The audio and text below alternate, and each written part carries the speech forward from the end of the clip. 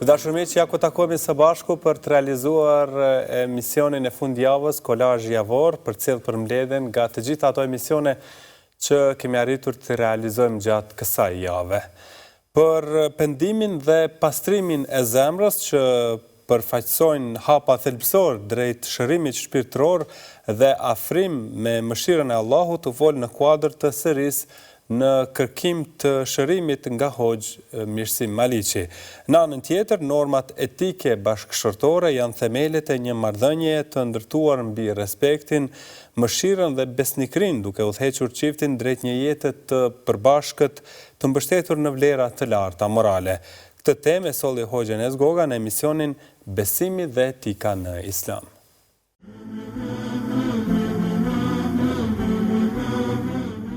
Kur themi pastrimi i zemrës, është për qëllim pikërisht pastrimi i zemrës nga sëmundjet e zemrës, mirë po edhe nga gjurmët, nga pasojat dhe nga çdo gjë që ka lënë, do thot në zemër mëkatimi. Nga që mëkatimi në përgjithësi është i dëmshëm dhe e prish fetarin, mirë po në veçanti mëkatimi pasojën dhe do thot rezultatin e keq e ka pikërisht duke e prekur zemrën. Për arsye, e kemi një realitet që quhen sëmundjet e zemrës, që janë ato veset që vetëm i kemi trajtuar në këtë varg ligjëratash në kërkim të shërimit. Mirë, krahas sëmundjeve të zemrës, si realitete që kanë bënë me zemrën, duhet të pasun konsiderat që mëkatimi në përgjithësi e dëmton zemrën. Mëkatimi në përgjithësi. Madje edhe mëkatet të cilat do thotë nuk janë ndoshta drejt për drejt të lidhura me zemrën, mirë po drejt për drejt të dëmtojnë atë, në kuptimin që mëkati si mëkat bëhet ndoshta kryek, po të bëhet me gjymtyr, ose mosbindja bëhet me gjymtyr, ose rebelimi bëhet me gjymtyr, edhe pse e ka një lidhje me zemrën, mirë po megjithatë vepra si vepër është vepër e gjymtyrëve, mirë po pasoja është pasoja e zemrës. Të reflektimi dhe momenti i përmirësimit ton është momenti ku ne pendohemi në përgjithësi. Dhe kjo është ajo që sidomos njerëzit duhet ta bëjnë fjalabie për shembull pas sezonave të adhurimit, siç është rasti i Ramazanit, që njeriu ta ketë në konsiderat pikërisht këtë. Do thotë u përkushtova fjalabie 30 ditë duke adhuruar Allahun subhanahu wa taala me adhurime të ndryshme që Allahun e bëjnë të kënaqur.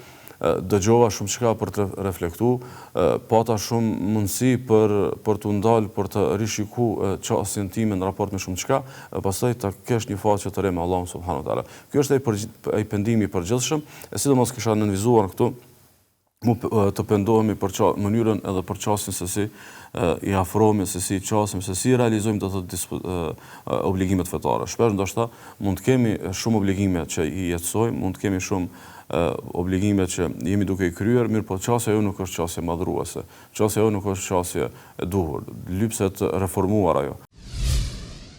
Thotë Allah subhanahu, kush bën ndonjë vepër të keqe ose i bën zullum vetes, pastaj kërkon falje tek Allah subhanahu taala, kërkon falje për Allahut, do ta gjejë se Allah është falës dhe mëshirues.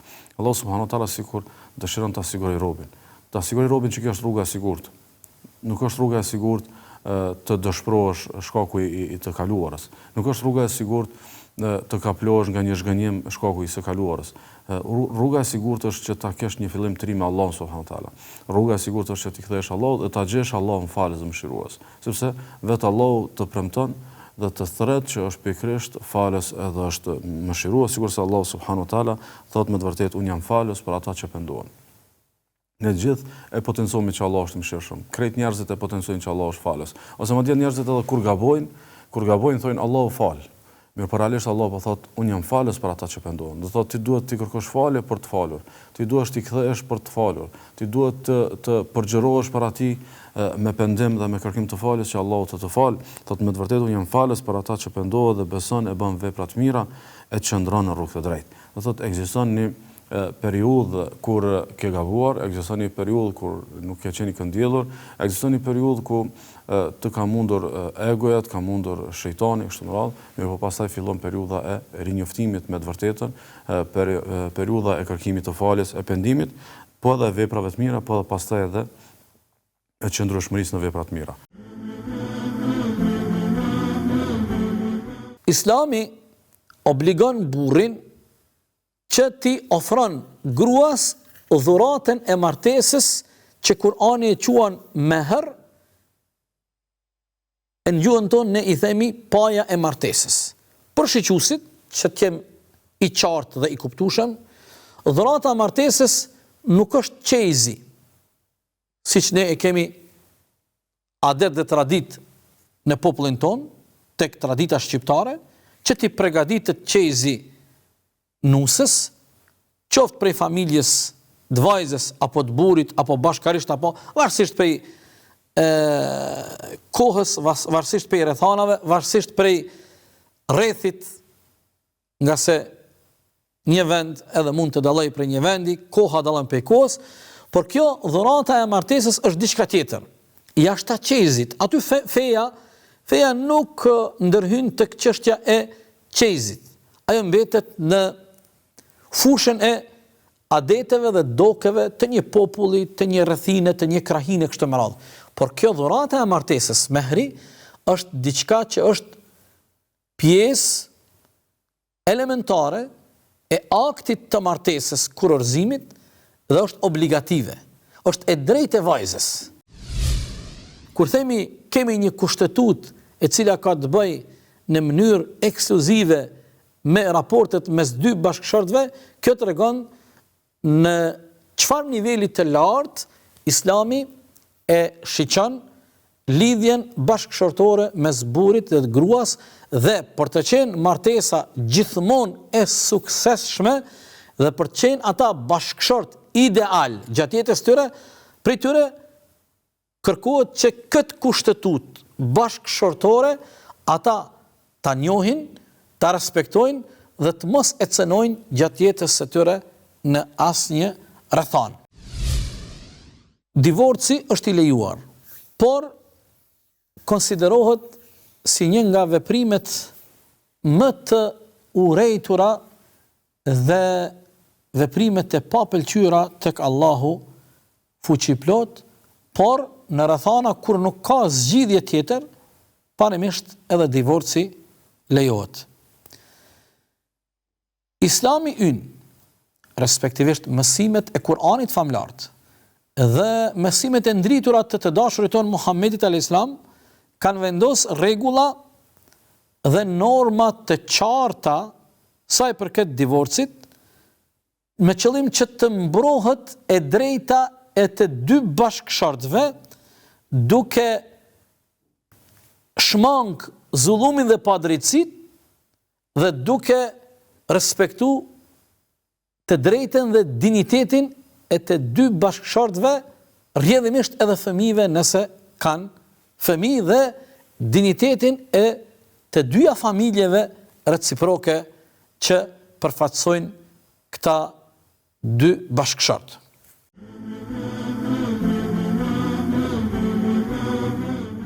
Tema e kiametit apo ditës së gjykimit trajtohet shpesh në Kur'an dhe ka disa ajete që flasin për pyetjen kur do të ndodh kiameti, si dhe për faktin që kjo është një dije që i përket vetëm Allahut.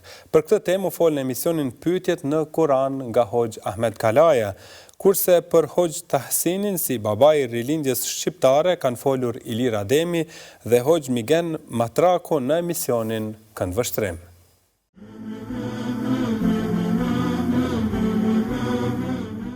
Faktikisht dita e gjykimit përmendet shumë, po edhe kjo pyetje që ty të pyesin për ditën e gjykimit është përmendur shumë. Pra kemi dy faktorë që janë përmendur shumë, faktorin e ditës së gjykimit dhe faktorin e pyetjes njerëzve se kur do të bëhet kiameti apo kur është dita e gjykimit. Faktikisht dita e gjykimit përmendet shumë sepse është balancimi i vërtet mes kësaj bote dhe botës tjetër.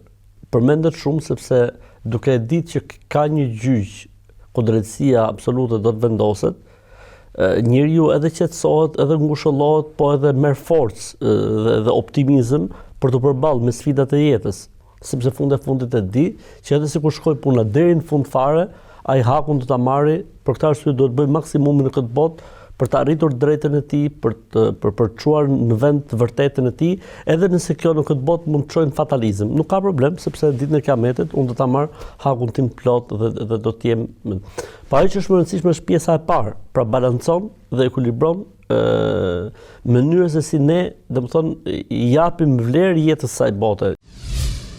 Bota tjetër barazpeshon, ekuilibron nxit, jep shpresë, po edhe e kufizon njeriu ndaj harameve apo ndaj këqijave apo ndaj mosbindjes apo rebelimit. Për këtë arsye dhe përmendet shumë bota tjetër, qysh nga fillimi, pra qysh në faqet e para të Kuranit, në surën El-Fatiha, në surën El-Bekare, dhe kështu vazhdon le të themi deri në faqen e parafundit të Kuranit. Pra përmendet bota tjetër dhe ringjallja. Pra me kuptimin që ne domethënë pavarësisht se jetojmë jetën e kësaj bote, por syt dhe objektivi nuk e kemi këtu. Synimi është diku shumë më lart dhe më larg se sa jeta e kësaj bote, por kjo nuk përjashton që njeriu të bëjë një jetë mirë. Tha pejgamberi sa në këtë rast edhe pyetësi dhe i pyeturi janë njësoj. Pra, edhe ti që pyete nuk di gjë, po edhe unë që po pyetem nuk di gjë. Pra është një dije e fshehtë që i Madhi Zot e ka mbajtur për vete, në mënyrë që jeta në këtë botë të zhvillohet në normalitet, sepse të kishte një datë fikse nuk do të kishte më jetë normale. Është njësoj si kur të dinte njeriu ditën kur do të vdesi. Okej, dikush mund ta kuptojë për shkak se i thot doktori për afërsi ose i bëhet dhe vegim dikujt, po flasim përgjithësi, njerëzit nuk e dinë datën se kur do të vdesin. Për shembull, të rinjt, njerëzit, nuk po flasim për njerëzit që janë në gramat e fundit apo në momentet e fundit që mund të kenë vegime, mund të kenë çelje nga Zoti. Po flasim përgjithësi, njerëzit nuk e dinë. Pse se edhe sikur ta dish ti që do të vdesësh 70 vjeç prapë nxihet jeta gjithë jetën. Po, po ja afrom 70 vjeç. Kështu që Zoti ka marrë sekret. Edhe ditën e Kiametit, Zoti i Madh ka marrë sekret në mënyrë që jeta të zhvillohet normalisht në tokë dhe se Zoti do që jeta në tokë zhvillohet deri në momentet e fundit, pra deri kur do të jetë dita e Kiametit, sepse pejgamberi sa më thotë, kur ti fryhet në sur do të ketë, pra kur ti fryhet bririt, do të ketë akoma njerëz në tokë, pra që do të vdesin edhe kështu me radhë. Ky shkoi në Stamboll si hoxh, pra, ishte formuar në dijet fetare, në fillim në duart e babait vet, pastaj në medresen e Beratit. Pra medresa e Beratit, si të thuash, ishte e mesmja ose shkolla e mesme që ku kishte përfunduar Hoxha Tasin. Imagjinoni Berati, po të lexosh Çelebiun, Beratit në kohën e Çelebiut nuk flisnin kështu, domethënë siç po flasim ne dy, flisin me bejte, pra flisin me vjersha. Pra aq i lartë ishte arsimimi dhe dija në qytet. Ka pasur një zhvillim kulturor edhe fetar që rezatonte në gjithë perandorinë, dhe perandoria ka qenë kryeqendra e Bosnjës. Po, jo më kot ndoshta jo më kot edhe i qytetësh rujt, domethënë nga Zoti, se shumë për qyteteve i ka pas gjësuar Beratit, po ndoshta ato njerëzit e që ka pas ajo dituria tyne, duat e tyne, nështë e kanë rritur si qytet në atë formë që është sot.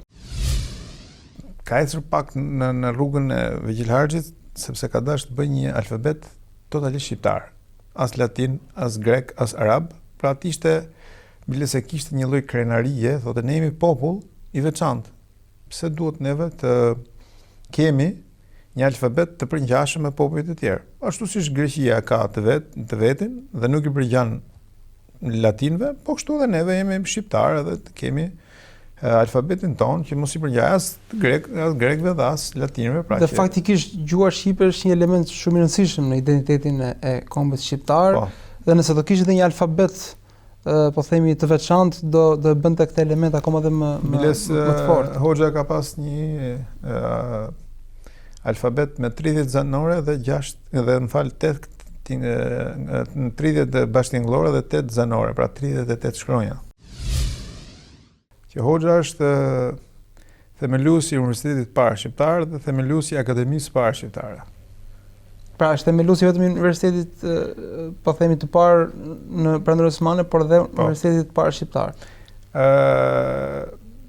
Akademia shqiptare është momenti kur ai shkarkohet nga rektori i universitetit, sepse nga që shumë i dishti, domthonë ajo xhelozia i hëngri kokën në të si thush pozicion që kishte, dhe në këtë rast merr me qira ose e blen, nuk e kam iden, një shkollë perse në Stamboll dhe e kthen Darul Funun.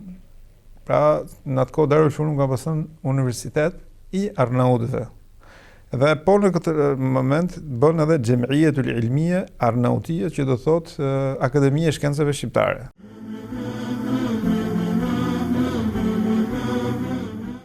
Falënderimi ndaj Zotit për çdo mirësi është një adhurim që pastron zemrën, forcon besimin dhe i kujton njeriu që gjithçka vjen nga mëshira e tij. Këtë temë trajtuam me Hoxhën Fitim Gërguri në emisionin Kështu ishin të parët tanë. Po ashtu me Hoxhën Ekrem Avdiu rikthyem të jetën mbrëma me emisionin e Drejt për drejt e thëna e pa thënë, derisa kemi folur për ndryshimet që bëri Ramazani në jetën e besimtarit.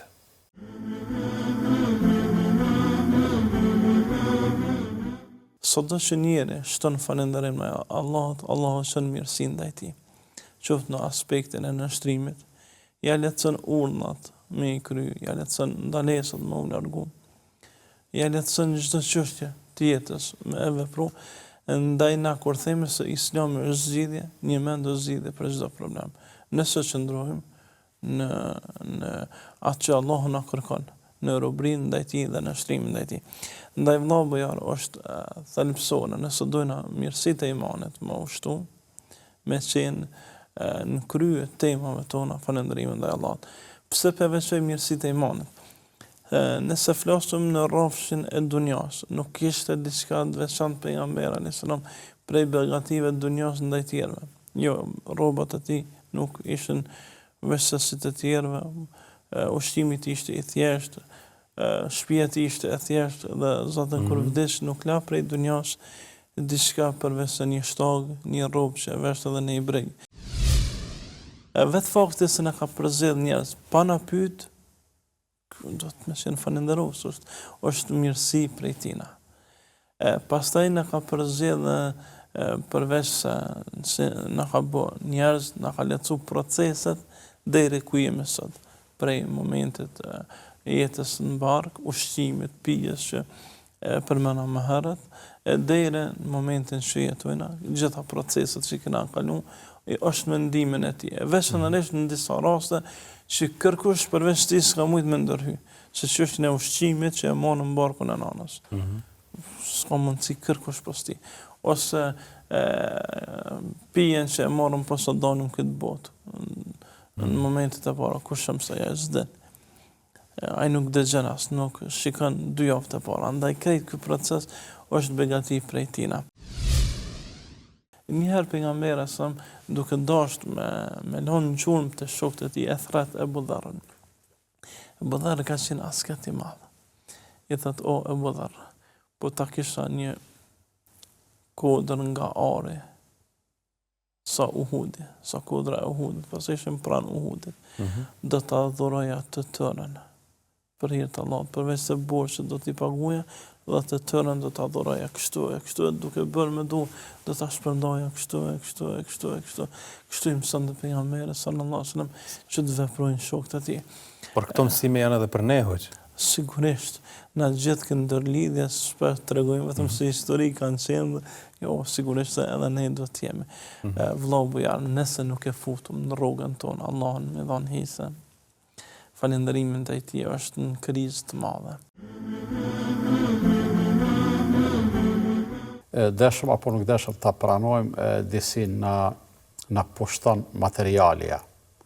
Ani pse e thash ne gjatë gjithë vitet, për shembull e falim namazin, gjatë gjithë vitet lexojmë Kur'an, bëjmë dhikr e gjëra të ngjashme. Megjithatë atë lehtësimin e agresionit material, ndoshta në mënyrën më të mirë dhe më konkrete e bën pikërisht agjerimi. Edhe duke qenë se në Ramazan pra agjerojmë, edhe në Ramazan e kemi komplet kohën të mbushur, të stërmbushur me ibadete edhe me veprime prej cilave shpresojmë të arrijmë kënaqësinë e Allahut fuqiplot, agjerimi ditën, namazi i natën, leximi i Kuranit edhe ditën edhe natën, ndaja me njerëz të mirë në iftar, pas iftarit, gjatë ditës, takimin në xhami, dhikri, istigfari, lutjet e ndryshme e kështu me radhë, të gjitha këto padyshim që domethënë e hapin një horizont të qartë edhe e bëjnë të kthjellët që njeriu vërtet të reflektoj dhe jo vetëm por në gjendje të uris, mbas edhe mund të mendojmë shumë më mirë se sa kur jemi të ngopur. Se njeriu në devotshëm Allahu e don, që do të thotë se njeriu të transformohet deri në gjendje të devotshmërisë, ashtu që e arrin dashurin e Allahut fuqiplot. E tash, nëse e kemi arrit në Ramazanin e vitit kaq, para sa viteve devotshmëria, do të thotë kjo se në Ramazana tjerë nuk kemi çka të ndryshojmë, patyshim që jo. Por kemi gjithnjë çfarë të ndryshojmë për arsye se edhe brenda kornizës së devotshmërisë kemi nivele të ndryshme. Ka njerëz të devotshëm, ka njerëz mesatarisht të devotshëm, ka njerëz shumë të devotshëm. Pastaj kur e kemi parasysh edhe tjetrën se megjithatë gjendjet njerëzore në asnjë rrethon nuk janë stabile me një stabilitet të qëndrueshëm, të pandryshueshëm, por njeriu gjithmonë ndryshon. Është shumë e lehtë të thuhet vetës, po në Ramazan bukën e lash për hir të Zotit. Edhe ujin e lash për hir të Zotit. Pse sot nuk jam në gjendje me e lënë një ves, një shprehi të keqe, një vepër të keqe, një mëkat, një çka do të qoftë. Domethënë ti e ke pa veten tonë se ke potencial. E tash duhet me e pas një far relacioni korrekt, po njëkohësisht edhe serioz me veten, me egon posaçërisht, me bën një lloj dualizmi edhe me gishtin tregues me gishtin e akuzës që i thon me e kthy kahvetja dhe me i thon ti në Ramazan bukën e le, edhe pse uriteshe, po prap nuk haje pa ardh iftari. Të kapte etja nuk pije pa ardh iftari. Pse tash një gjë për cilën le që nuk ke nevojë, por është e tepërt në jetën tënde. Është e dëmshme për ty. Tash edhe në perspektivë. Këtu ja shesherin, po posaçërisht kur do të dalësh para Allahut fuqiplot, edhe nuk do të dihesh krenar me atë vepër, po edhe mund të ngarkohesh aq shumë sa që të rrezikosh edhe suksesin e jetës së parteme. Pse mos me braktis, ku është fuqia jote? Cili je ti, me i thon vetës? A je ai devotshmi i Ramazanit apo je ky gjunaqari i pas Ramazanit?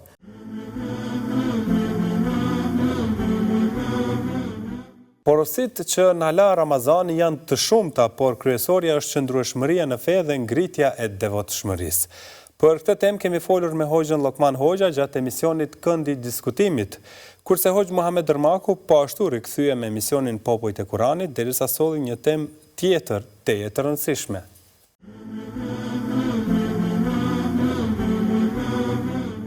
Ku janë gjurmat? Thjesht na ka mbet vetëm kujtimi se nuk e kemi shiu si duhet. Si besimtare kemi këtë breng dhe vazhdimisht ne e tregojmë atë ngjarjen e sahabëve se 6 muaj pas Ramazanit kanë bërë lutje për pranim, pastaj 6 muaj tjera shpresë për me arrit Ramazanin. Kjo sepse e kuptuan vlerën që kishte Ramazani. E kuptuan vlerën edhe, domethënë, nëse mund me nxjerr një urtësi, përveç që lutja pas veprës është e kërkuar fetarisht dhe i ndihmon pranimit veprës, sikur që ka vepruar Ibrahimi alayhis salam me Ismailin. Kur ndërtuan Qabën, muret i ngritën muret e Qabës, thanë Rabbana taqabbal minna, o Zot, pranoje prej nesh. E bën një punë të mirë, i ngritën themelet, ndërtuan Qabën dhe lutën Zotin me pranu. E kaluam agjerimin, kemi lexuar Kur'an, kemi fal namaznate, kemi dhënë vitrat, sadakat, ja Rabbi pranona prej nesh. Me të vërtetë Ramazani ka shumë begati, po një prej atyre të veçantave është atmosferën që na e sjell. Ringjall lidhje. Dhe domethënë veç ato begatinë e sofrës, jo të ushqime, po të afërsisë që na e sjell dhe takime familjare, të cilat sidomos në një botë shumë dinamike ku takimet janë shumë të rralla, ose ndërkohë janë edhe takime shumë të shpeshta, po takime të shpërndara, në kafene, në punë, në rrugë, në ashtu, por takime familjare të cilat sidomos matë më shumë nështë moshave 40 përpjet, i kujtojnë fëmijërit të përdiqëmërisë këtyne sofrave, ku kanë jetu në bashkallëk. Dhe ngjallja e këtij emocioni është shumë e vlefshme për këtë gjeneral, ndoshta të rit nuk e kujtojnë, po kujtojnë që edhe ata e ndjejnë. Duke qenë se me vërtet kemi përjetu kënaqësi, dhe secili e ndjen, gjithë meritat për këtë i takojnë Allahut azza wa jalla. As një gjë, as kënaqësia e iftarit, as kënaqësia e namazit natës, as agjerimit, leximit Kuranit, sadakasa, ndjenja e bukur e dhënjes, aja çlirimi i shpirtit që falem, krejt janë meritat Zotit. Edhe nëse ne jemi falendërues për këto, Kjo është një prej elemente me që jemi të folë që ka në mbanë pas Ramazanit, është kjo falëndërimi. Olejnë shekertum le eziden, nëse ju falëndëroni Zotin, Allahu u ashton të mirat. Prej mirësive më të mëdhaja është që Zotin na ka mundësu më adhuru ata. Kjo është begatia më e madhe. Begati më e madhe se me na dhanë ushqime, pije, veshmbathje, gjitha bukuritë, stolitë e botës. Me na dhanë mundësin me adhuru Zotin, kjo është begatia e madhe. E kur ne jemi falëndërues, Allahu thot u ashtoj. E kur Zoti na shton diçka, mas pari kemi një garancë vazhdimsinë e asaj që e kemi. Dhe shtesa që është begati më e madhe. E na veç me pas vazhdimsinë e asaj që e kemi pas në Ramazan, për neve ka begati më të madhe. Liderët duke udhëheq shpesh herë gëzojnë edhe privilegje. Ato privilegje që ne në gjuhë më të drejtpërdrejtë themi karrika duket jetë e butë, karrika duket jetë e sheshme. Pra njerëzit kur udhëheqin mësohen që të tjerët ju ndihmojnë në punët dhe zhvillimet e tyre dhe të njëjtën kohë krijohet një farë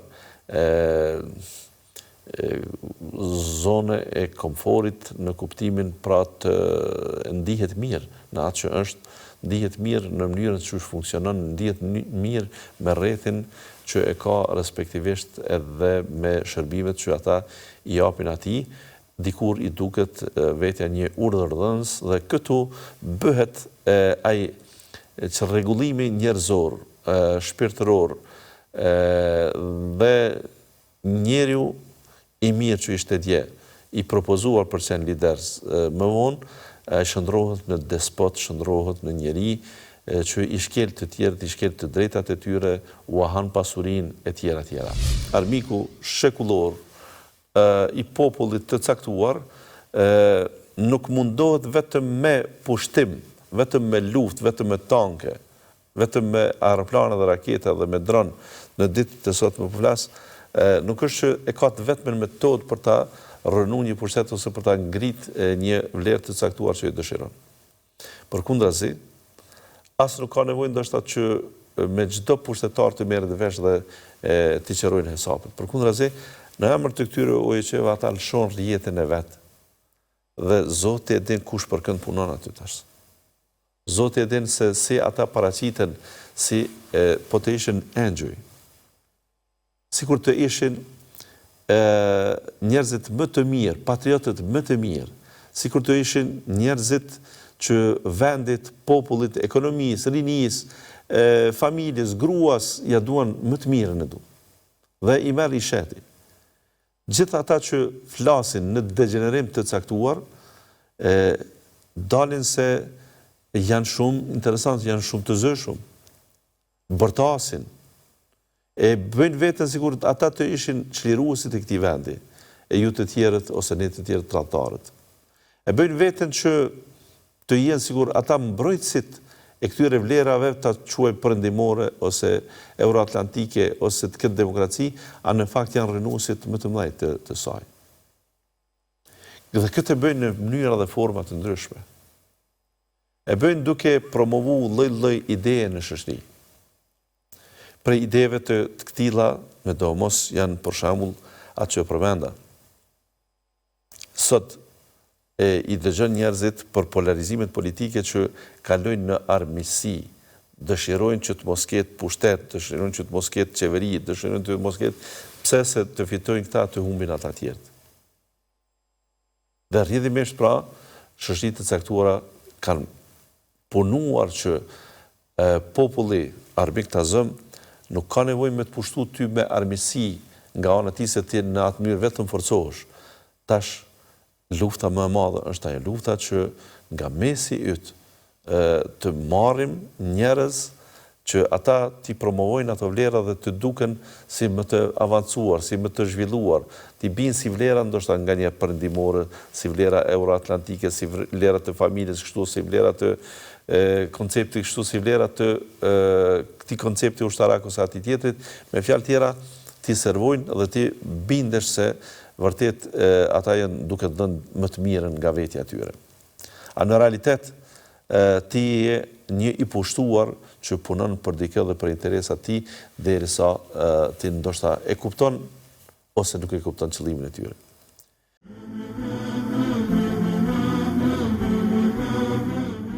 Para Allahut, profeti Isa a.s. është një rob dhe i dërguar i tij që solli mesazhin e vërtetë të tauhidit apo njësimit të Zotit, duke thirrur në adhurimin vetëm të Allahut dhe duke dëshmuar për nderin e tij në ditën e gjykimit. Këtë temë trajtoi Hoxh Ferit Piku në emisionin e radhës në shtëpinë e të dërguarve, kurse kufijtë e privatësisë janë të shejta dhe të mbrojtura në fenë islame, duke ndaluar përgjimin, hyrjen pa leje në shtëpinë e të tjerëve dhe zbulimin e të fshehtave, kjo si një mburoj për nderin, sigurinë dhe dinjitetin e individit. Për këtë temë foli Hoxh Blerim Musliu në emisionin Konteksti kohor.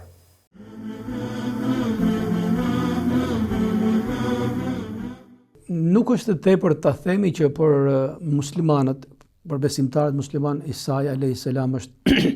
është në piramidën e profetëve, nëse mund ta shpreh kështu, është në majën e piramidës, është njëri jashtëzakonisht i dalluar. Është profeti që i paraprim profetit ton Muhammed a.s. dhe është përgëzuesi myshdën për ardhen e profetit a.s. Myshdën më të freskët e ka thënë Isaja a.s. Dhe keq kuptimet apo devijimet në lidhje me Isajin a.s. nuk mund ta shtyjnë kurrë një besimtar që ai të ul autoritetin dhe konsideratën për Isajin a.s. Kjo është arsye pse në Kur'anin famlar të jepen detaje të jetës së Isajit a.s.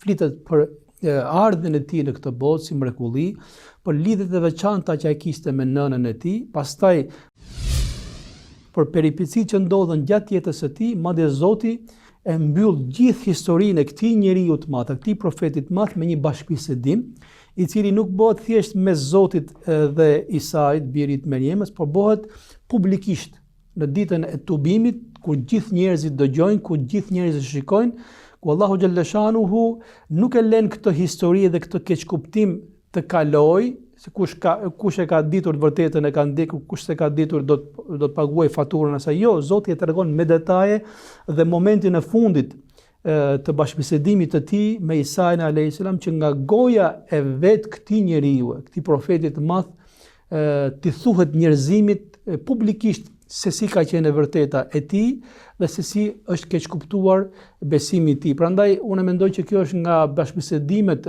më të bukura, më interesante, po që the vet ka brenda dhe bukurinë, ka brenda dhe dramën, se në këtë histori ndoshta shumë njerëz janë keq kuptuar dhe janë devijuar, po është shumë i bukur edhe si bashkëbisedim në aspektin e etikës, se si Zoti komunikon me Isain a.s.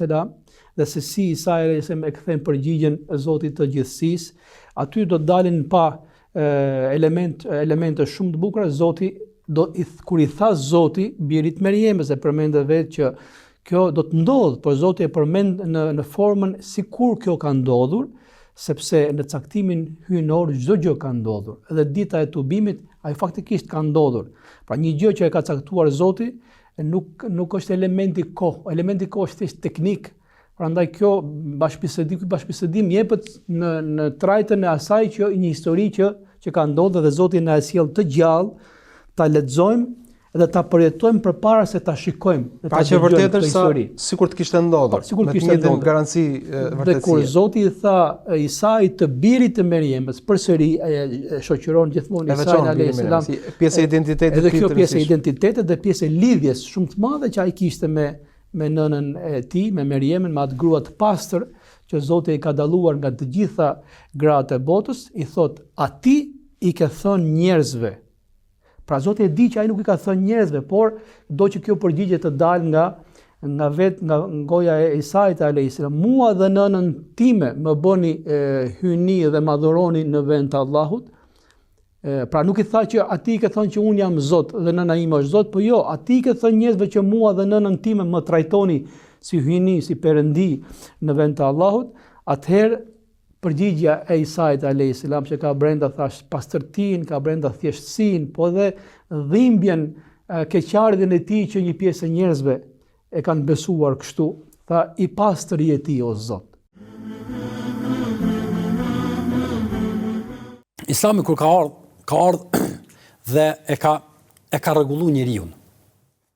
Islami ne duhet me ditë, për ata shpeshherë në përgjigjet ose në dilemat që njerëzit i ngrisin, janë dilemat, po mendoj janë dilemat let të sfidueshme. Për shembull, Islami rrugët, po Kurani a ka përmend ndërtesa, po Kurani a ka përmend për shembull ç'është me rregullu ata, këta kështu me radhë. Kurani ka ardhur me rregullu ato që njeriu s'e rregullon. Ai është njeriu. Sfida më e madhe e njerëzimit është me rregullu njeriu. E Kurani, feja ka ardhur me rregullu njerin. Sepse kur të rregullon njerin, njeri e rregullon jetën e njerit. Por problemi është kur njeri e rregullon dynjan, po e prish jetën e njerit. Ato të cilën ne fatkeqësisht e shohim shpesh. Allahu xhalla shanu në Kur'an na jep një shembull, edhe mendoj që është formulë e trajtimit të kësaj të cilën po e flasim. Allahu xhalla shanu thot: "Ya ayyuhalladhina amanu", o ju të cilët keni besu, "la tadkhulu buyutan ghayra buyutikum", o ju të cilët keni besu, mos hyni në shtëpitë të cilat nuk janë shtëpitë juaja. Mos hyni në shtëpitë dikujt tjetër, pos shtëpisë tënde, pa hatta tasta'nisu, derisa të merrni leje. Derisa të merrni leje. Dhe të japni selam pasaj. Të japni selam, pse të japni selam? Që të tregoni se nuk keni shku për qëllim të keq. Kur të thosh selamu aleikum, ç'a i bjen aftën? Paqja, bekimi, shpëtimi i Zotit qoftë mbi ty. Pra mos pret pe me e sherr. S'kam hyrë në të as me të përcjell, as me të shpionu, as me pa mangësit tua, as me t'i pa të meta tua që unë me nxjerr ato. Pra po kam ardhur, domethënë për meje je i sigurt. Pra ta shtoj edhe për kuptimin të madh të selamit është edhe kjo. Realisht momenti që ban telefonin tavolinë, ma përpara shohin komplet ata tavolinës, apo thon kush është duke e zgjat apo thon qafën me pa kush po thirr se sa vet pronari i telefonit. E mos po flasim domethënë edhe në brenda domethënë bisedave, shkrimeve, ndëgjimeve, çfarë do të jetë. Padyshim se brenda asaj futen, apo thon. Ku njeriu ka biseda të caktuara me njerëz të caktuar, me shok, ato janë çështje individuale, personale, ku njëri bisedon me të tjerët. Nuk don me pa e tjetri. Pse duhet me pa? Nuk don me pa tjetri. Pse duhet me synu? Pse duhet me tentu? Pse duhet me përcjell? Pra ata Allah subhanahu wa taala ka thot: "La tajassasu", mos e përcjellni njëri tjetrit, apo a ka përgjegjësi për këtë që kem hodh? Po sigurisht. Ka përgjegjësi të madhe. Nga se në qoftë se ai e ndërton një mendim të caktuar, mbas një fjalë të caktuar, mbas një pamje të caktuar, e cila mund të jetë komplet jashtë realitetit, ai kalon përveç shikimit të ndaluar, kalon edhe në paragjykim, kalon pastaj edhe në mendim të keq.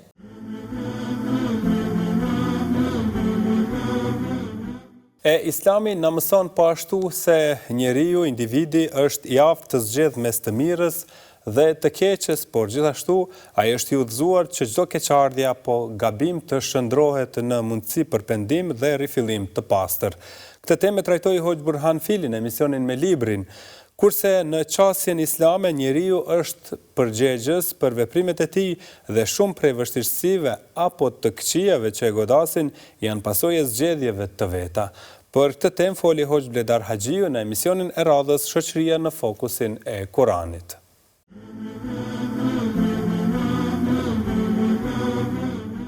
Kur o musliman o besimtar, o njeri, mos e shkput, mos e shkput shpresën e këtë Allah i të shano. Me këtë qasje, unë alhamdulillah jam mënu me esë, sa kam arritë, Allah me din. Dhe kjo më bani mu që unë kishte jo flasë për një kohë që i thonë 20 sa vjetë kësaj, kupton. Dhe për më kujtohet kur fillova këto punën, në qofsh me radio, në qofsh me këto, shumë njerëz shqiptarë kuptohet, thonin që s'lodhesh kot, uj po i shkruan ti, për ke po i shkruan. Nuk e shef që Shqipëria u bë ateiste, komuniste, se ishte shpallë vendi i parë ateiste në botë. dhe gjithë bota, ato që lexonin diçka, Shqipërinë ju merrni si shembull, ato që ishin ateistë merrni për shembull mirë, ato të tjerë që ishin fetarë merrni për diçka tjetër, pra hajër o sherr.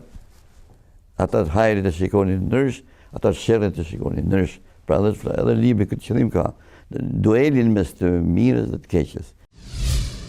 Unë me këtë qasë jam mënu me ecë dhe alhamdulillah unë jam i kënaqur të them për thash kishte shumë njerëz kanë vdekur një pjesë e madhe që thonin që në Amerikë dhe edhe kur shkova në Egjipt, çlodhesh kot, pse kuj po i thret ose thira islam e radio, programi radios ku kanë kontribuar në mënyrë mrekullueshme Hoxh Recep Morina, Hoxh Maslami, Tahiri, Zeqir Hamza, nga Tetova, e tjerë me radhë, pasi kanë punuar aty, ata akoma është radio. Dhe thonin ato, kuj po i flet, duke shef se ato janë largu, s'ka feja, atje s'ka kur një. Mirë, po kjo mu kur s'm ka pëlqy. Domethënë që në një rrugë të shtruar është kollaj me ecë, është lehtë me ecë. Nuk ka lindje pa dhimbje. Po kur lind për shembull ai fëmijë, nana e cila ka vuj gjithë ato që përshkruan Kurani mallnushëm, ato stacionet e shtatzanisë, linja dhe kur vjen linja, sa ta shohin fëmijën ajo njën gëzimin e madh dhe i harron dhimbjet. Edhe njerëzit e cilët vujnë në jetën në forma të ndryshme, qofshin të sunuar për njerëzve të tjerë ose si përshohim së në Gaza me në tjera, prapa të jetojnë me shpresë, kështu që e mira dhe e keqja se ne gjithmonë tentojmë ose kemi dëshirë që ta kemi të mirë gjithmonë dhe por Allah i reshanu nuk e qunë, se ne e qumë të keqe këte, el khajr o sherr. Të dyja këto janë gjithmonë, thashtë përpara, në duel njëra me tjetrën. Të gjithë ata të cilët i kthejnë shpinën urdhrave të Allahut, të gjithë ata të cilët shkelin urdhat e Allahut apo pejgamberit sallallahu alaihi wasallam, më pas kur ti godas ndonjë fatkeqësi, të mos thonë vallë, nga na erdhi i gjithë kjo. Që na gjeti nga kjo e keqe. Si na erdhi? Si e pësuam? Ajo është si shkak e asaj që ju vepruat. Mos thoni pse. Sepse ju jeni shkaktarët e saj. Me atë që veproni. Me mënyrën se si silleni. Me mënyrën se si ju e shikoni dhe ndërtoni këtë jetë. Dhe mënyrën se si ju po kërkoni të arrini ahiretin. Pra, në momentin që në një shoqëri rritet korrupsioni, vjedhja dhe mashtrimi, pa dyshim që Allahu i madhëruar do t'i dënojë këta. Dhe si është dënimi? Që ne, Allahu i madhëruar, na vendos mbi krye njerëz të cilët na udhëheqin dhe që kanë pikërisht cilësitë që ka shoqëria, ose shumica e saj, që vjedhin, mashtrojnë dhe abuzojnë. Prandaj vëllezër dhe motra, ne si shoqëri, të gjithë ne si shqiptarë, të cilët themi e duam kombin ton, dhe jemi patriot, shpeshherë bëjmë edhe me shenja dhe simbolika, ndërkohë që ne, fatkeqësisht, të gjithë përpiqemi se ku dhe si ta zgrapim, ta vjedhim dhe ta ndajmë në thela këtë pak kom që na ka mbetur. Ndaj ne duhet fillojmë ndryshimin. Duhet fillojmë ndryshimin për mirë. Dhe për të bërë një ndryshim duhet të analizojmë se ku jemi dhe ku duhet që të shkojmë. Allahu i madhruar thot në Kur'anin famulart: "Dhalikum bi anna Allaha lam yakun mughayyiran ni'matin an'amaha 'ala qaumin hatta yughayyiru ma bi anfusihim wa anna Allaha sami'un 'alim." Allahu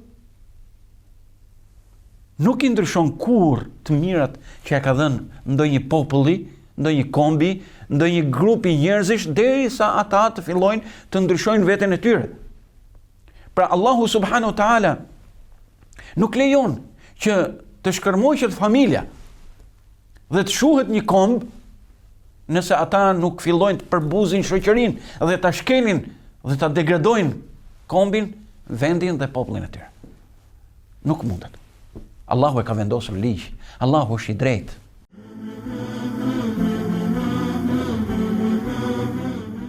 Të dashur miq, kështu kemi arritur në fund të takimit të sotëm ku kemi sjellë përmbledhjen javore përmes emisionit Kolazhi Javor. Faleminderit shumë që na ndoqët. Mirëmbëjtje.